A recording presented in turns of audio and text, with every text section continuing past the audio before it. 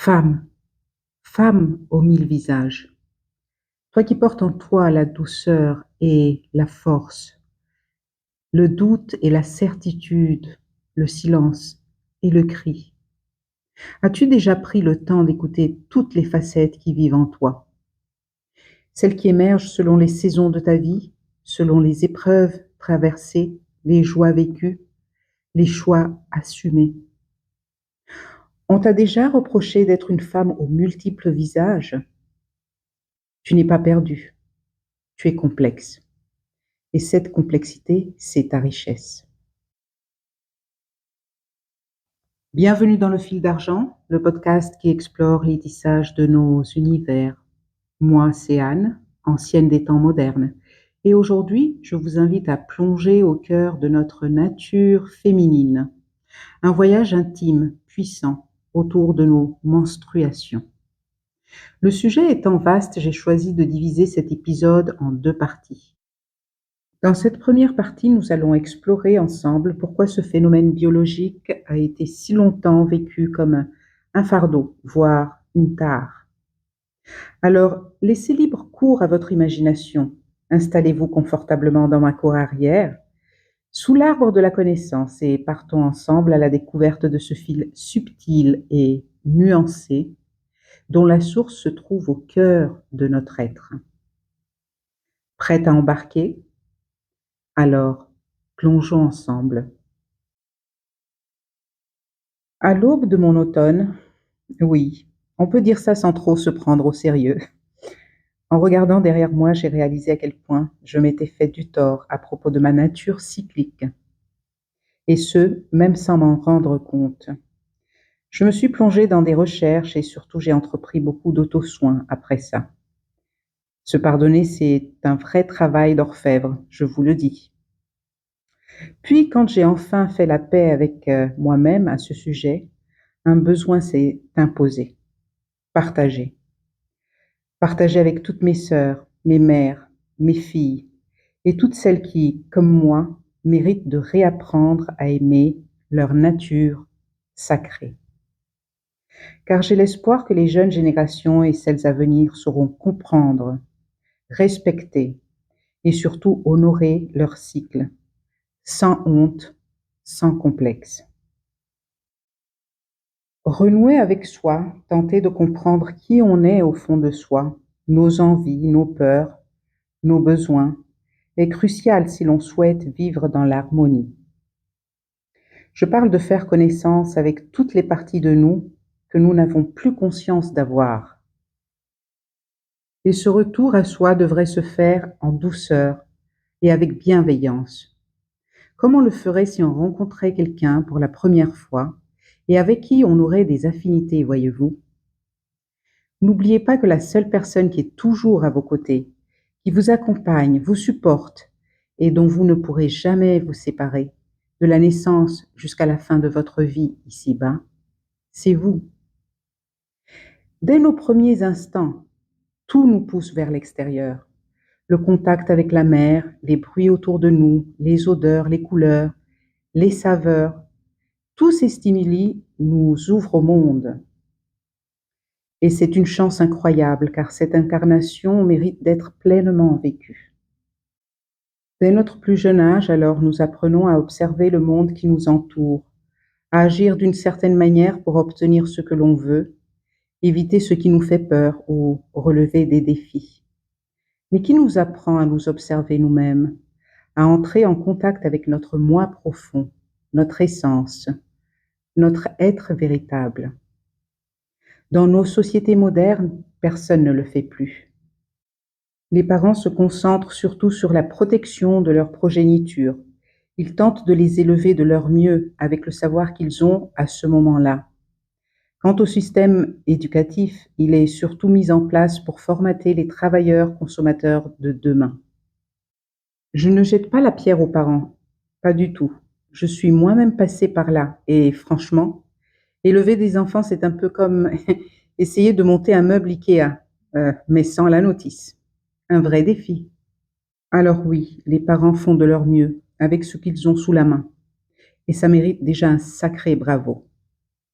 Ce que j'essaye de dire, peut-être un peu maladroitement, c'est que le retour à soi est essentiel pour toute l'humanité. Et au sein de cette humanité, il y a une part qui, qu'on le veuille ou non, joue un rôle majeur dans le bien-être collectif. Cette part, c'est la femme. Je reviendrai plus tard sur l'impact de cette dynamique, mais pour l'instant, concentrons-nous sur notre sujet du jour, les menstruations. On est d'accord, personne ne peut vraiment avoir un impact positif sur les autres sans d'abord apprendre à se connaître soi-même, n'est-ce pas? Mais comment nous, les femmes, pourrions-nous vraiment nous comprendre si on ne saisit pas bien cette caractéristique essentielle qui fait de nous, eh bien, des femmes? Vous savez, pendant des siècles, les règles ont été entourées de silence, de gêne et parfois même de superstition. Un sujet dont on parle à voix basse ou pas du tout. Rappelez-vous qu'avez-vous ressenti la première fois? Vous vous en souvenez, ce moment-là si particulier? Peut-être un mélange de peur, de gêne ou d'incompréhension. Peut-être que personne ne vous en avait parlé, ou alors trop peu ou mal. Et depuis, avez-vous déjà pris le temps d'écouter vos cycles, de les apprivoiser, de les aimer? Et puis entre nous, qui n'a jamais eu ce petit pincement au ventre en se levant après une réunion interminable au travail? Laquelle pourrait dire qu'elle n'a jamais souhaité à un moment ou à un autre la disparition miraculeuse de cette malédiction? Et tout cela en tant que femme libre occidentale, et je mets le libre entre guillemets. Car pour certaines d'entre nous qui sont nées à d'autres endroits de la planète ou à d'autres époques, c'est encore plus compliqué. Alors, comment expliquer que la moitié de l'humanité puisse avoir honte d'un mécanisme biologique, tout ce qu'il y a de plus naturel? Et s'il s'agissait là de mémoires ancestrales ancrées dans notre ADN depuis des temps immémoriaux? Avant de continuer, je tiens à clarifier un point important. Mon but ici n'est ni de diminuer ni de diaboliser l'homme. Au contraire, je suis totalement consciente que sans lui, notre équilibre ne serait pas complet. Et de la même façon, l'homme serait incomplet sans la femme. Ce que je souhaite, c'est simplement apporter un peu de lumière sur les raisons qui nous ont amenés à ressentir de la honte face à cette fonction naturelle de notre corps et par extension envers notre corps tout entier et aussi nos émotions.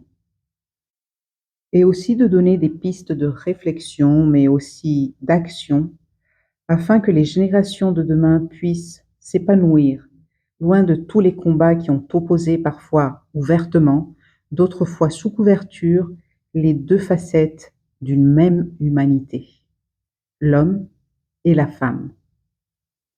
Alors, messieurs, je vous en prie, écoutez cet épisode avec ouverture d'esprit et bienveillance. Votre rôle est essentiel, bien plus que vous ne l'imaginez, dans cette aventure qu'est la vie. Et vous, mesdames, ouvrez votre cœur pour qu'il puisse à son tour toucher ceux qui vous entourent. Ceci dit, allons-y. Depuis toujours, le cycle menstruel se sent à la fois lié à la vie et à la mort, a intrigué, fasciné, mais aussi parfois effrayé les hommes. Et on sait bien que ce que on ne comprend pas fait souvent peur, et ce qui fait peur est facilement diabolisé. C'est ainsi qu'ayant entendu pendant d'innombrables générations le discours tantôt médical, tantôt ecclésiastique, essayant d'apporter la preuve que la femme est une éternelle malade et que son sang est impur, nous avons presque fini par y croire. Et lorsque je dis presque, c'est un euphémisme. En effet, la stigmatisation des règles remonte à très loin, depuis au moins l'Antiquité. Certains mythes se sont créés et certaines croyances ont permis de faire passer un mécanisme naturel pour une pathologie monstrueuse. Pline l'Ancien, un célèbre naturaliste romain, allait jusqu'à dire qu'il faisait tourner le vin, rendait les céréales stériles et pouvait tuer les abeilles. Et tenez-vous bien, il affirmait qu'un chien qui y goûte devient enragé. Oui, vous avez bien entendu. Les médecins grecs et romains, eux, voyaient les règles comme une sorte de purge du corps féminin, une élimination d'un excès de sang malsain. Cela participait à la construction de l'image d'une femme instable, moins pure, gouvernée par son corps. Puis les grandes religions sont arrivées, et avec elles, des règles pour nos règles. On renforce, on enracine bien l'image de la femme intouchable durant ses règles, comme si ce qu'elle traverse la rendait moins humaine. Cette notion d'impureté traverse les siècles. Au Moyen Âge, on considère encore que la femme est marquée par le péché d'Ève et son sang mensuel en devient le rappel. Mais ce n'est pas fini. Les siècles passent, les croyances évoluent, mais la suspicion, elle persiste, même quand la science entre en scène. Au XIXe siècle, la médecine scientifique, pourtant en plein essor, reproduit ses billets. Les règles sont associées à l'hystérie, à l'irrationalité, à une supposée faiblesse mentale et physique. On affirme alors que les femmes sont inadaptées au travail intellectuel, à la politique ou à toute responsabilité en raison de leur cycle. Et encore aujourd'hui, la culture du silence persiste, dans les pubs, à l'école, jusque dans nos gestes quotidiens. Le message implicite reste: il ne faut pas que ça se voie, ni que ça s'entende, ni que ça existe d'ailleurs. Mais ce regard sur les règles n'est pas universel. Heureusement, ailleurs, d'autres récits existent, des récits puissants, lumineux, qui racontent autre chose. Dans de nombreuses cultures autochtones d'Amérique du Nord, les menstruations sont un moment de puissance spirituelle. Les femmes se retirent dans des moon lodges, non pas parce qu'elles sont impures, mais parce qu'elles sont en lien avec le monde invisible. Les premières règles y sont ritualisées, entourées de chants, de partage, de soins entre femmes. Chez les Ojibwés, les femmes menstruées sont vues comme traversées par une énergie spéciale, à la fois protectrice et créatrice. Chez les Navajos, une cérémonie célèbre l'arrivée de la puberté par des rituels de beauté, de danse, de transmission. Chez les Mapuches du Chili, les femmes sont considérées comme en lien direct avec la terre-mère. En Zambie, chez les Bimba, la ménarque est un moment de fête, d'enseignement, de célébration. En Inde, un temple entier honore la déesse Kamakhya et son sang. La terre elle-même saigne et on célèbre ce moment. Et dans certaines sociétés aborigènes d'Australie, les menstruations sont liées au temps du rêve, celui de la création du monde. Vous vous rappelez, on en avait parlé la dernière fois dans le dernier épisode pour le libre arbitre. Et si ce que nous cachons ici était ce que d'autres honorent là-bas? Quel contraste frappant, n'est-ce pas? Cela nous invite à nous poser une question simple mais fondamentale. Pourquoi un fait aussi universel que les règles peut-il être vu soit comme une honte, soit comme une force? Que nous dit cela sur nos valeurs, sur notre rapport au corps, au féminin, et surtout, que pouvons-nous en faire aujourd'hui? Je ne considère pas qu'il faudrait montrer notre sang à tout bout de champ. Attention, ni le jeter à la figure de tout le monde. C'est pas ce que je veux dire. Pas du tout. Au contraire même. Je pense que c'est une part de nous que nous devons garder pour nous. Elle ne concerne que nous, les femmes.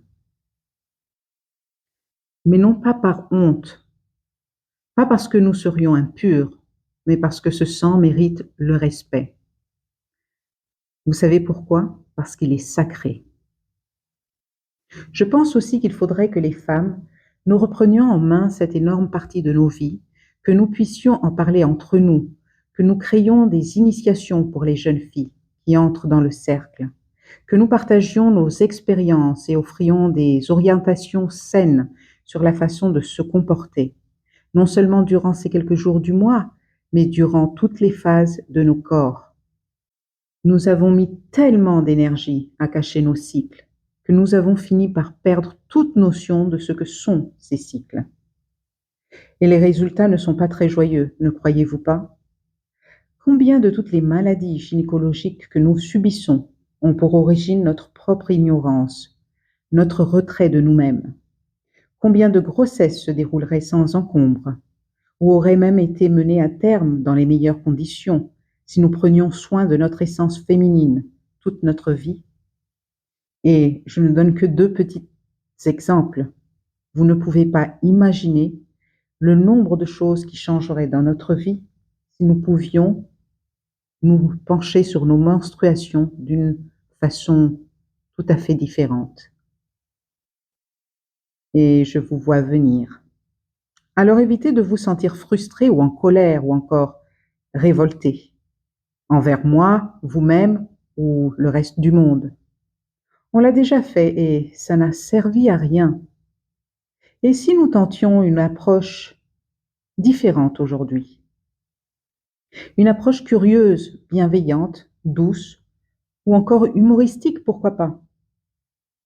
Et si nous commencions par accepter que nos corps ont un rythme à part et que c'est à nous d'en devenir les gardiennes, en conscience, en confiance? Et si ensuite nous décidions de renouer avec nos racines féminines et d'y puiser la sagesse ancestrale pour relancer l'horloge de cycles sains et équilibrés? Car dans chaque recoin de la terre, il y a une sagesse féminine ancestrale, et chaque femme sur cette terre peut y avoir accès. Et si enfin nous nous rapprochions entre nous dans un élan de sororité féminine, pas féministe, non, juste féminine.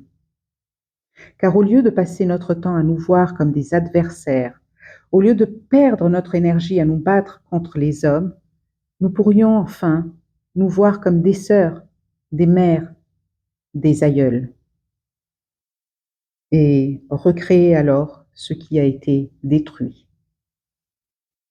Je voudrais finir cet épisode avec une nouvelle assez intrigante.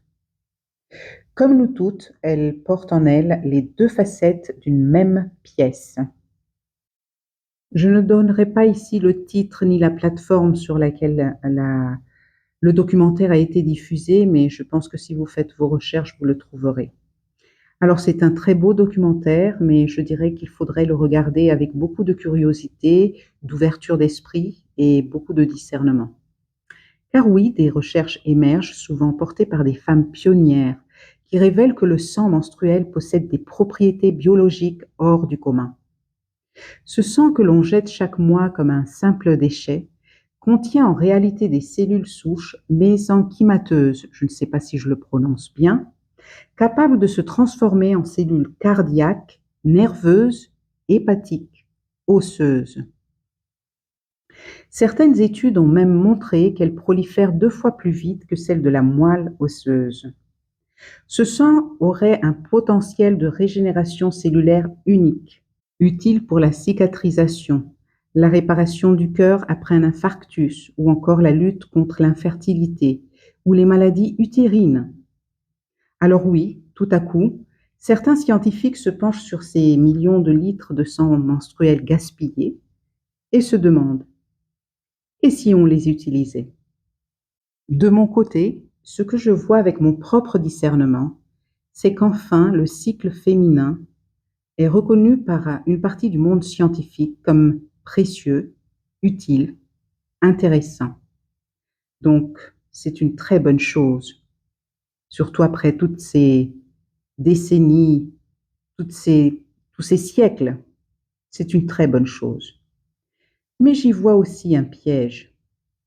Après l'avoir opprimé, silencé, ridiculisé, va-t-on maintenant chercher à l'exploiter? à en tirer profit? Va-t-on passer du bannissement à l'asservissement de nos menstruations? Et tout cela sans jamais vraiment reconnaître la valeur intrinsèque des corps qui le produisent? Regardez ce documentaire si le cœur vous en dit. Et surtout, je vous invite à chercher, à lire, à questionner.